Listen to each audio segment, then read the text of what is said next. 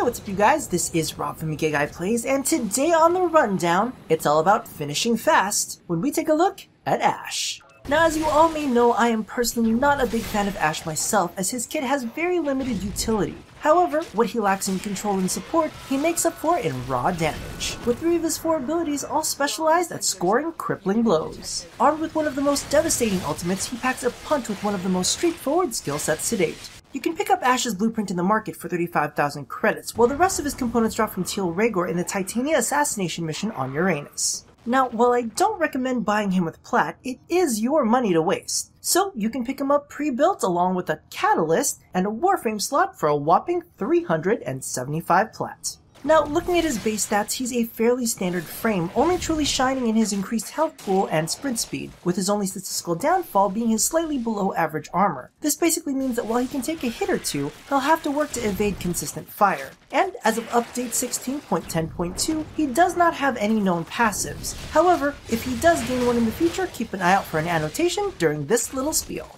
So, with that aside, let's take a look at that Ash. Ash's first ability is Shuriken. At max rank, he throws 2 shurikens that home in on nearby targets, dealing slash damage and applying the slash proc.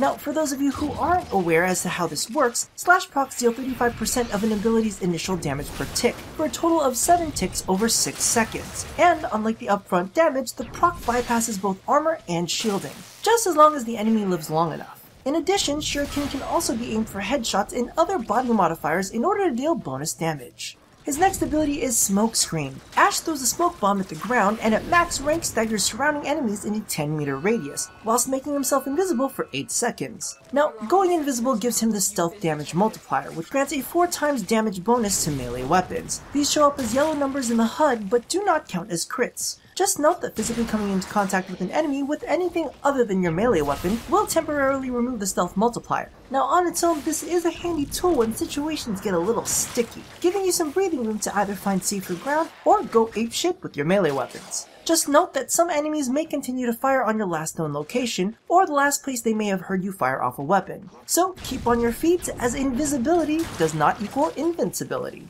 Ash's third ability is Teleport. This allows him to teleport to a target which includes allies, enemies, cryopods, and data terminals. If your target is an enemy, it'll stagger them, opening them up for a little vicious penetration. More commonly known as a finisher. A melee finisher, you pervs. However, if your target isn't susceptible to melee finishers, you will be granted a 4 times stealth multiplier against them for the duration of the stagger. Note that during the melee finisher animation, you will be invulnerable to attacks. Now, while this is a simple ability, it's quite handy to transport yourself quickly to a downed ally for a res, to reposition yourself for better range on your Bladestorm, or just to get to an objective a little bit faster. Now, Ash's 4th and final ability, Bladestorm, launches Ash and 2 holographic clones into a teleporting frenzy. At max rank, the Threesome will mark up to 18 targets, dealing finisher damage and applying a slash proc to each enemy unit. If there are less than 18 targets marked and any of those happen to live through the initial strike, Ash will continue to attack any surviving marked targets until all 18 charges are spent, because the Threesome won't be satisfied until they make sure everyone has been finished. Keep in mind that marking occurs on the initial cast of the ability, so any new targets that enter the vicinity from outside the targeting radius may not be marked, and thus will not be attacked. Now, there are a few things to note. First and foremost, finisher damage ignores armor and shielding, and gets a slight damage bonus against sinew. And, like we said earlier, slash procs bypass armor and shielding as well. At max rank, Bladestorm will deal 2,000 points of finisher damage and 700 points of slash damage per tick for 7 ticks over the course of 6 seconds. This totals out to an additional 4,900 points of slashing damage on top of the initial finisher damage. Note that each attack adds to the melee combo counter, and in addition to power strength, is also affected by the damage boost from the melee combo multiplier, meaning that you could rack up a combo streak prior to activation and potentially double Bladestorm's damage. So all in all, if you hadn't already caught on, there is a strong damage-based theme running throughout Ash's skill set. He excels at dealing damage and has a few abilities to get into and out of the fray. However, that is just about all he has available to him. Other than the stray res, if he hasn't completely sacrificed his duration for more power strength, he's not a very team-friendly frame. And while his damage output is still quite potent into late game, once enemy levels start ramping up, support and control frames with their group buffs and AoE debuffs will end up contributing more to the group's overall damage output and safety.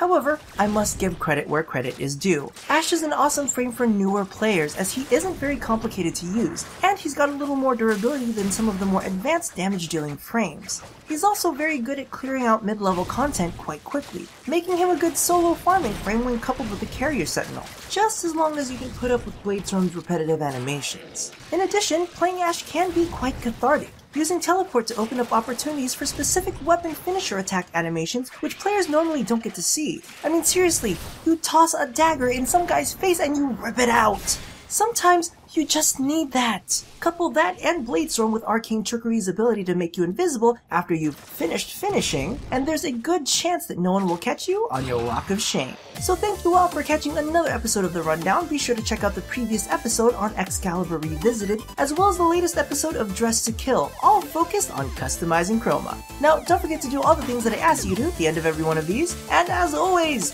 stay tuned for more 3-way finishers here at A Gay Guy Plays. And what about me? I can throw shuriken and go invis. I can even do finishers. That's all it takes to be a ninja, right? Vote Nova for Best Ninja 2016. Haha.